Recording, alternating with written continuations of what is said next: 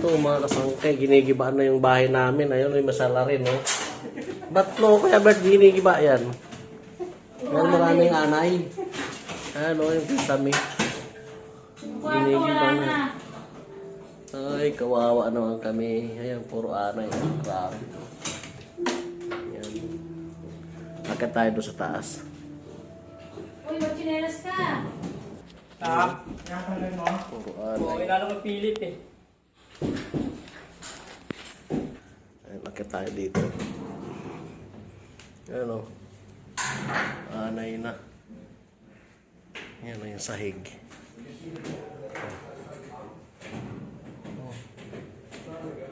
Dito tayo. Ikot tayo dito. Ayan, mga kasangkay o. Talagang inanay yung sahig. Kahoy. Ayan.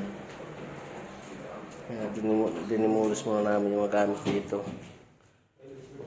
Pihitin mo maigit eh. Ha? Pihitin mo. Mga sangkay. Tumatanggap po kami ng GCash para pandagdag budget. Baka may meron dyang mabuting loob. Tumatanggap po kami ng GCash. Yan, D1 po ito, D1. D1. Sige, hanggang bukas na maulit. Bye-bye.